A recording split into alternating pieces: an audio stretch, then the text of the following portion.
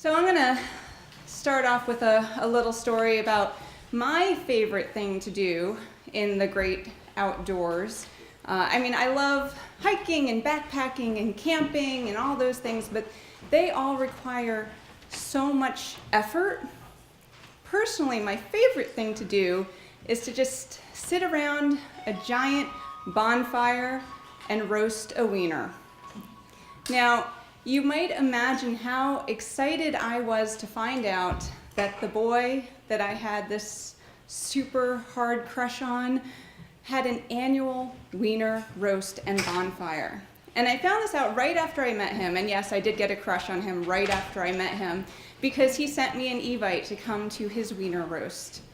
And I was excited, except shortly after getting the Evite, I also found out that he had a girlfriend, which kind of took all the fun out of it. Now, as much as I love roasting a wiener, I didn't find that to be enough motivation to get me to that party, because I knew when I went there I wasn't going to get the boy. But the good news is it was an annual wiener roast, and so the next year I got the Evite again. Only this time I had a boyfriend, and as much as I love roasting a wiener, it was not enough motivation to get me there, because I knew I wasn't going to get the boy that I had the real crush on. However, it was an annual wiener roast. And the third year I got the invitation, I knew from his status update that he was single, and I knew from living my life that I was single. And so when I got that Evite, I RSVP'd yes. And I hoped secretly that the host of the wiener roast would be my +1. Now, I sat back and waited very patiently for the night of the bonfire. All right, not really. I am like the most impatient person you will ever meet. I couldn't wait. Once I knew he was available and I was available and we were going to see each other soon, I jumped the gun and I invited him over to my place for some one-on-one time. This was the first time we were ever going to be alone together. We'd seen each other over the years socially, but we'd never had alone time. And he said yes to my invitation. He came over Friday night for a movie night at my place, and his bonfire was on Sunday. He showed up at my front door with this giant bowl of popcorn. And there is something else you need to know about me, which is that I love to eat. I am not one of those shy girls, on a first date who's like, I'll just have a salad. No. I will have pizza and burgers, and yes, please, I will take dessert, thank you. But this boy, he was so hot. And I had never been alone with him before, and he was sitting close to me on the couch. And every time I took a bite of popcorn, I kept hearing, and I was sure he was hearing it too, and I kept thinking, he's gonna get grossed out by me. He's gonna hear how disgusting I am with all of this loud chewing, and he's not gonna wanna kiss me. So I had like 3 kernels of popcorn, and then I was like, I'm not hungry anymore, which was so not true because it smelled really good and I wanted more. But it paid off, because at the end of the night he did kiss me, and it was amazing. We're talking earth shifting beneath my feet kissing. This was the world's best makeout session. Now, there's something else you need to know, which is on Sunday, before the bonfire, I had this other thing I was planning on doing, which was running the Marine Corps Marathon. And this was not my first marathon. This was actually my 3rd marathon. So I knew from experience that there's a couple things you need to do to prepare to run a marathon. One thing is you need to eat healthy, carb-tastic meals. I was already failing at that, considering I had like 3 kernels of popcorn on that Friday night. The other thing you need to do is you need to get a lot of rest. It's all about storing up energy to run that big race. So in the back of my head, I kept thinking, I need to get rid of this guy. I need to kick him out. And as the making out continued, I kept saying, you really need to leave now. In my head. In reality, that just never happened. And as the 5-minute makeout session turned into 20, and then a couple hours, and then it was like 3 a.m., I realized I couldn't kick him out at that hour. That's just not nice. So I asked him to sleep over.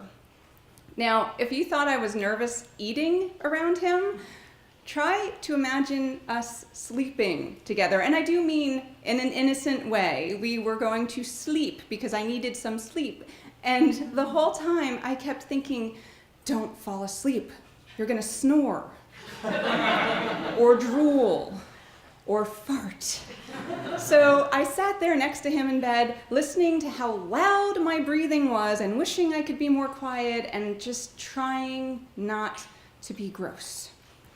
Well, eventually, I guess I nodded off for a little while because at 7 a.m. my alarm went off and I had to do one of those unceremonious, I gotta clean the andirons now, and kick him out of bed because I had to run down to DC to pick up my bib for the race. So I kicked him out, I went to DC, and I prepared to run the marathon the next day. Thing was, I felt pretty awful. I had no sleep and no food in me, and it was a really crappy day. And we hadn't really had a chance to talk, and then Sunday morning came and I had the whole marathon thing to do, and so we didn't really get a chance to talk. And then Sunday, after the marathon, I knew I was going to this party, and here's the other great thing about marathon running. You burn like 3,600 calories, so you can eat whatever you want that day. So I was so excited to go to this party and just have like 5 roasted wieners.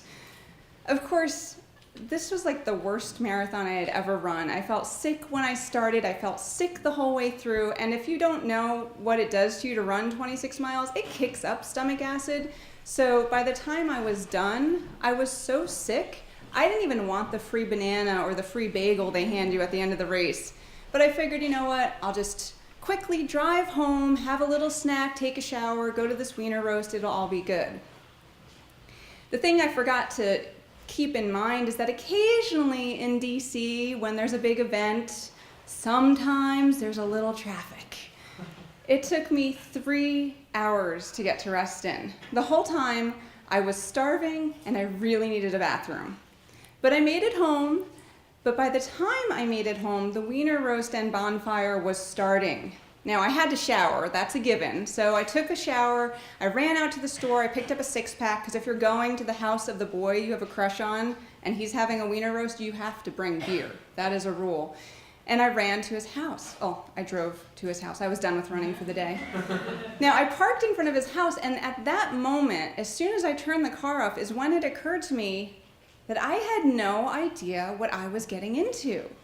I had RSVP'd to this Evite when we were just friends who kind of knew each other, and there was all this hopes and dreams that we would get together, but now we were people who had made out together.